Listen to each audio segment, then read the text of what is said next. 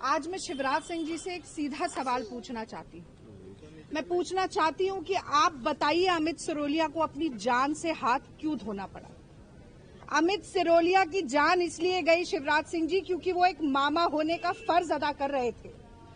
अपनी बहन की, अपनी भांजी की साथ हो रहे दुर्व्यवहार का, बदसलूकी का, छेड़खानी का विरोध कर रहे थे।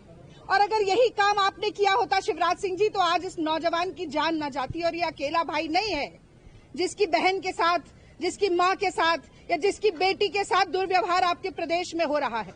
मुझे 4 दिन हुए हैं भोपाल आए हुए, और एक दिन ऐसा नहीं जाता जब कोई एक दिल दहला देने वाली वारदात दिखाई न देती हो। आज मेरा मन बहुत व्यथित है। एक माँ चित्कार लगा लगा कर रो रही थी, लेकिन यहाँ से 4 किलोमीटर दूर आप रहते हैं, आपको बहन बेटियों के आंसू नहीं नजर आते, आपको बहन बेटियों की चीख पुकार नहीं सुनाई देती। शर्म आनी चाहिए आपको शिवराज सिंह जी। एक तरफ उज्जैन में 12 साल की बेटी, उसके साथ इतना अमानवीय कृत्य होता है कि उसके अंग तक भंग हो जाते हैं। वो 8 घंटे तक सड़क पर घूमती रहती है और पुलिस कहती है कि वो विक्षिप्त थी, वो भिखारन थी, वो हमारे प्रदेश की ही नहीं थी। क्या निर्देश देते हैं आप अपनी पुलिस को कि आंख बंद करके, कान बंद करके सो जाए अगर महिलाओं के खिलाफ कोई अपराध हो रहा हो? यहाँ पर भी ये बहन गई गुजारिश करने के लिए, पुलिस की गाड़ी के दरवाजे खटखटाए, उसमें बैठे हुए आदमी से कहा कि हमारी मदद कर दो, बहनों की पिटाई हो रही है, भाई जान से जा रहा है, लेकिन उसकी कोई मदद नहीं की गई। यही बात नहीं है, आप नीमच की तरफ देखिए, वहां पर छोटी छोटी 10-10, 12-12 साल की बेटियां बिक रही हैं, उनके शरीर, उनके देह के बाजार लग रहे हैं। जबलपुर में, कटनी में आदिवासी युवती के साथ बलात्कार करके सर कुचल के उसे नाले में फेंक दिया जाता है, और आप मुंह में दही जमा कर बैठे हैं। क्या आप भी केवल एक हवाई नेता है? बाढ़ आती है तो आपको गोद में उठाकर लोग ले जाते हैं। यहाँ पर 4 किलोमीटर दूर इतना अन्याय हुआ। अगर कांग्रेस का प्रतिनिधिमंडल आ सकता है तो आपको जनता ने चुनकर बिठाया है। आप अपने आप को मामा कहते हैं ना, मामा या भाई जो होता है वो 250 रुपए की रिश्वत देता नहीं है बहन को, बहन के साथ रक्षा का सूत्र निभाता है। इस देश की महिलाएं कह रही है, इस प्रदेश की महिलाएं कह रही हैं कि हमारे आत्मसम्मान की सुरक्षा करो, हमारी इज्जत की सुरक्षा करो, हमारे सम्मान की सुरक्षा करो। आपको लगता है कि 250 रुपया रक्षाबंधन के दिन देकर आप इस सम्मान के साथ मोल भाव कर लेंगे? आज तो मैं आपके लिए केवल यही कहना चाहती हूँ कि हाकिम को चिट्ठी लिखो सबके सब, और उसमें बस इतना लिखना कि लानत है ऐसी सरकार पर जो अपने प्रदेश की महिलाओं की इज्जत और आबरू नहीं बचा सकती। लानत है ऐसी सरकार पर जिसको अपनी बेटियों की, बहनों की आंसुओं का कोई मोल ना हो।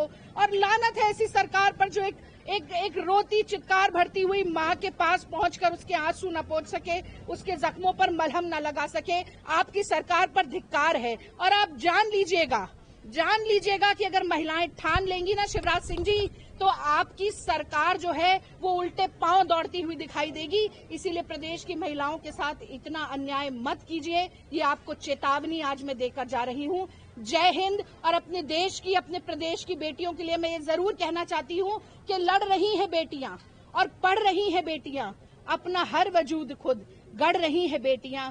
इस अंधेरी रात में जब तलक न भोर हो, दीप बनकर स्वयं जल रही हैं बेटियां। वो बेटी आज ऊपर बैठी है, आपसे न्याय की गुहार मांग रही है। अगर आपके अंदर लेश मात्र भी शर्म हो तो एक बार उसके पास आइए और पूछिए उसका क्या हाल है। मैम, पुलिस विभाग ने जो कार्रवाई की वो सही नहीं है, आपको क्या लगता है? तो पुलिस विभाग तो कह रहा है, आप देखिए, पुलिस की गाड़ी वहां खड़ी थी, उसके अंदर कोई पुलिसकर्मी नहीं था। क्यों नहीं था? ड्राइवर से कहा गया कि पिटाई हो रही है, भाई मर सकता है। ड्राइवर से कहा गया कि बचा लो। उस ड्राइवर को क्या निर्देश दिए गए थे? क्या कहते हैं शिवराज सिंह जी अपनी पुलिस को कि कहीं अपराध हो रहा हो तो मुस्तैदी से काम करो या मुंह मोड़ लो? आज ये सवाल है। इतनी बार बोलने के बाद वहां पर पुलिस नहीं आई। और आप अगर उज्जैन वाली घटना देखें तो पुलिस ने क्या कार्रवाई की? लगातार ये कहते रहे कि ये बच्ची तो भिखारन है, ये मानसिक रोगी है, ये सतना की नहीं है, ये यूपी की है, ये बिहार की है। बजाय इसके कि कार्रवाई की जाए, तफ्तीश की जाए, जल्द से जल्द न्याय दिया जाए। मैं आज पूछना चाहती हूँ कि फांसी की सजा का प्रदेश में होने से क्या फायदा है कि यहाँ पर इतने जघन्य अपराध होते हैं, नृशंस बलात्कार और हत्याएं होती हैं, और एक भी दोषी कोई फांसी के तख्ते पर नहीं चढ़ता है। ये हाथी के दांत जो खाने और दिखाने के और है, इनको बंद कीजिए आप। न्याय की गुहार लगाती हुई बेटियों की आवाज आप सुन नहीं पाए। आज हर रोज 18 महिलाओं का बलात्कार मध्य प्रदेश में हो रहा है। 4 नाबालिग बच्चियों का बलात्कार रोज मध्य प्रदेश में हो रहा है। 58,000 से ज्यादा बलात्कार हो चुके हैं पिछले 18 सालों में और करीब 68-67 हजार महिलाएं गायब हो चुकी हैं। 38,000 बच्चियां गायब हो चुकी हैं। ये कैसा जंगल राज है? महिलाएं जाए तो कहां जाएं, किससे कहें, क्या करें? मुझे तो आश्चर्य होता है कि इतने साल भी शिवराज सिंह के ऊपर विश्वास कैसे किया इस प्रदेश की महिलाओं ने। मां से बात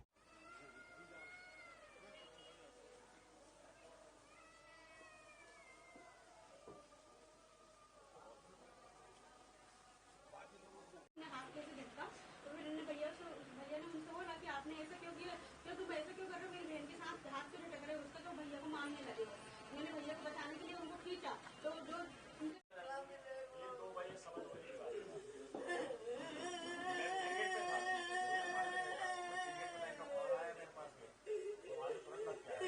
ऐसी सरकार पर जो अपने प्रदेश की महिलाओं की इज्जत और आबरू नहीं बचा सकती। लानत है ऐसी सरकार पर जिसको अपनी बेटियों की, बहनों की आंसुओं का कोई मोल ना हो। और लानत है ऐसी सरकार पर जो एक रोती चित्कार भरती हुई माँ के पास पहुंचकर उसके आंसू न पोंछ सके, उसके जख्मों पर मलहम न लगा सके। आपकी सरकार पर धिक्कार है। और आप जान लीजिएगा कि अगर महिलाएं ठान लेंगी ना शिवराज सिंह जी, तो आपकी सरकार जो है वो उल्टे पांव दौड़ती हुई दिखाई देगी। इसीलिए प्रदेश की महिलाओं के साथ इतना अन्याय मत कीजिए। ये आपको चेतावनी आज मैं देकर जा रही हूँ। जय हिंद। और अपने देश की, अपने प्रदेश की बेटियों के लिए मैं ये जरूर कहना चाहती हूँ कि लड़ रही हैं बेटियां और पढ़ रही हैं बेटियां, अपना हर वजूद खुद गढ़ रही हैं बेटियां। इस अंधेरी रात में जब तलक न भोर हो, दीप बनकर स्वयं जल रही हैं बेटियां। वो बेटी आज ऊपर बैठी है, आपसे न्याय की गुहार मांग रही है। अगर आपके अंदर लेश मात्र भी शर्म हो तो एक बार उसके पास आइए और पूछिए उसका क्या हाल है। मैं पुलिस विभाग ने जो काम